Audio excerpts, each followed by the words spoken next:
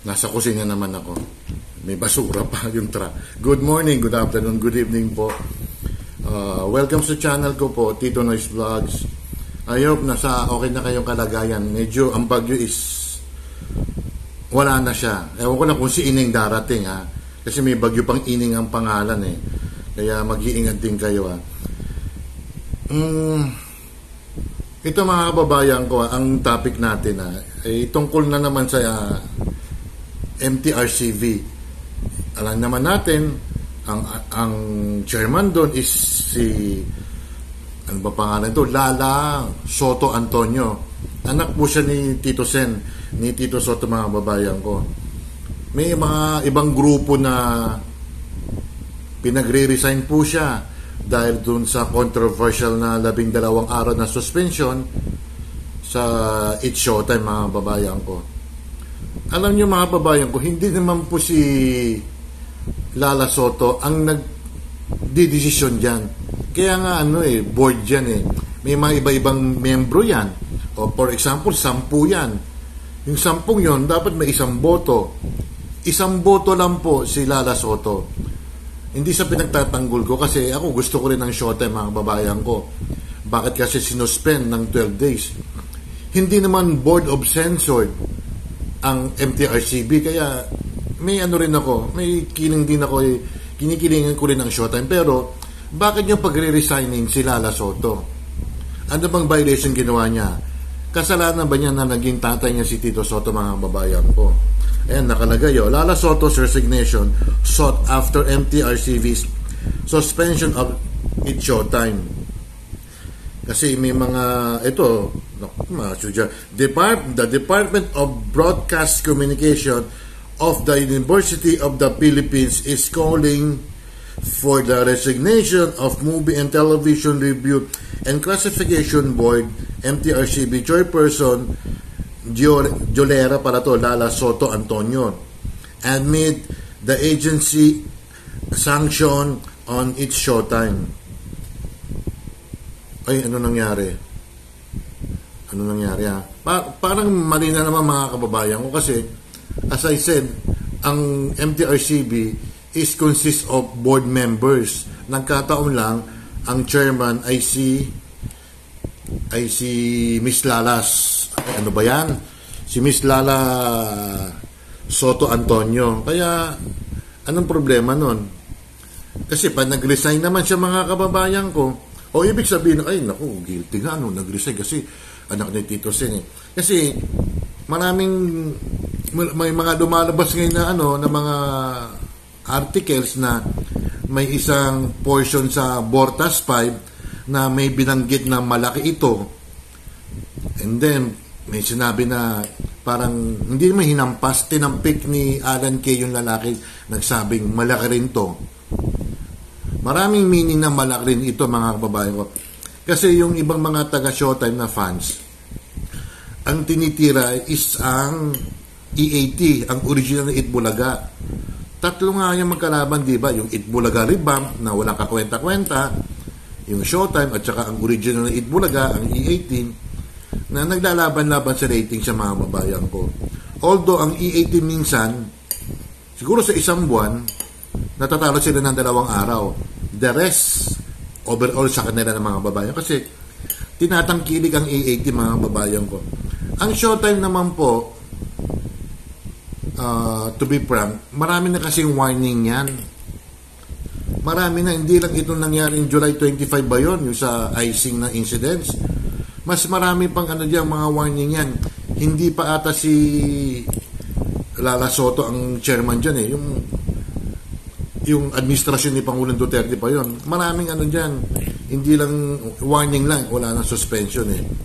Kaya huwag kang magre-resign Lala Soto. Gawin mo trabaho mo na lang at saka maging fair din.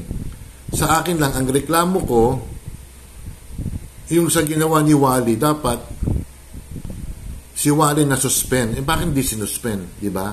Dapat sinuspend ng TVJ Production siya eh. Walang ginawang TVJ Production, diba? Basta pag bad words na nagmura ang isang tao sa national TV, kailangan siguro isuspend siya. Hindi pwede pagsabihan lang, maski isang linggo man lang. na suspension. Yun, kaya yun ang butas ng mga taga Showtime, mga Showtime fans na, bakit si Wally hindi sinuspend? Bakit itong sa Bortas 5, yung words may malaki. Di ba? Ganun talagang, hindi natin masisisi mga fans ng Showtime. Ganun talaga Ang Showtime kasi minsan talaga malakas din sa online. Pero overall, mga kababayan ko, ang EAT. Ang problema kasi sa Showtime, di ba, nawala ng ABS, wala ng prangkisa, kaya nakiki-block time na lang sila sa Channel 7. Sa, ano ba yun? Sa GTV na lang sila. Kaya, huwag ka magre-resign na Miss Lala Soto. Patunayan mo sa kanila na hindi ka, kasi pag nag-resign ka, magiging guilty ka. Ito, ang statement ng mga pinost sa Facebook, yung nakaraan araw, the UP Department expressed dismay at Soto saying the evidently compromised her position and objectively as a public official when her agency meted a 12 airing day suspension on its Showtime, a decision that it said lack wisdom and discernment. Dito medyo tama. Dapat ni-review muna mabuti kung ano yung nangyari sa icing incident. Ang problema lang kasi, may mga bata. Yun lang, pag may mga bata talaga, wag natin dapat pakitaan ng mga hindi magagandang bagay. Di ba? As I said nga, isang boto lang si Lala Soto. Hindi po siya diktador sa MTRCB. Kung 10 yan, yung siyam nag-decide na isuspend. Si Lala naman nag-inhibit. Di ba?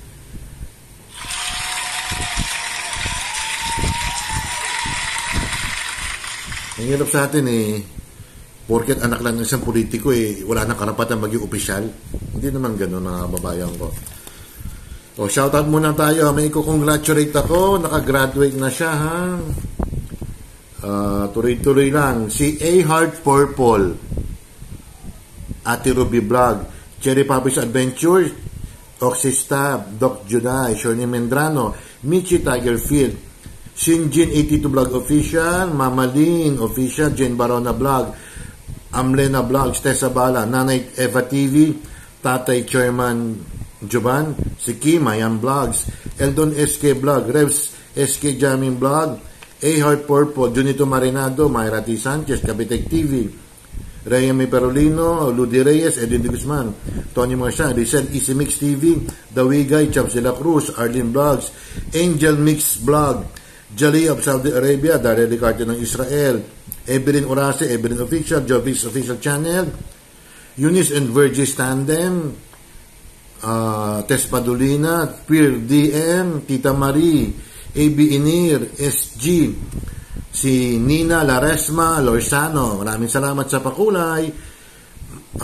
Maart and Nanay, si Lynn Channel, Marites Coho, Kabater Naga, Roseburn Adventure, Ferdy Albino, Jessa Marie Guevara, Angie of San Francisco, Charles Lumawig, Namaste Darpan, Casablanca, Jurens Vlog, Christy San Miguel, ayun si Ma'am Nina, nabati ko na. Si Family Flower Vlogs, mga kababayan ko. Medyo nakakalimutan ko siya.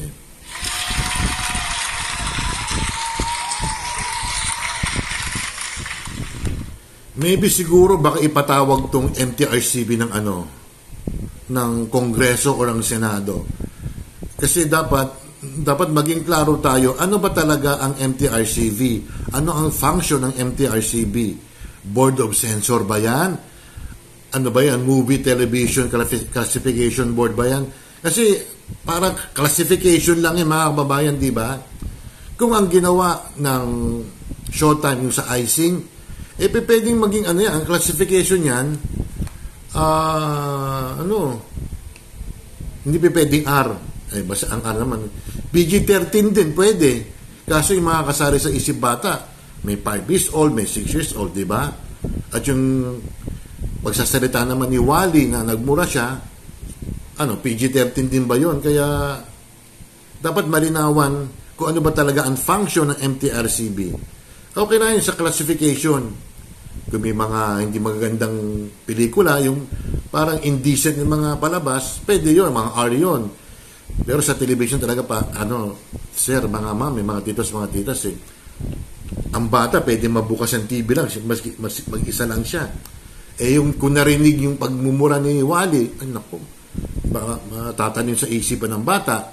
Yung ginawa naman sa icing incident, baka gayahin din yun, na hindi naman niya alam na kung tama o mali yun. Ganun talaga eh. Kaya gabay ng magulang ang kailangan, mga kababayan ko.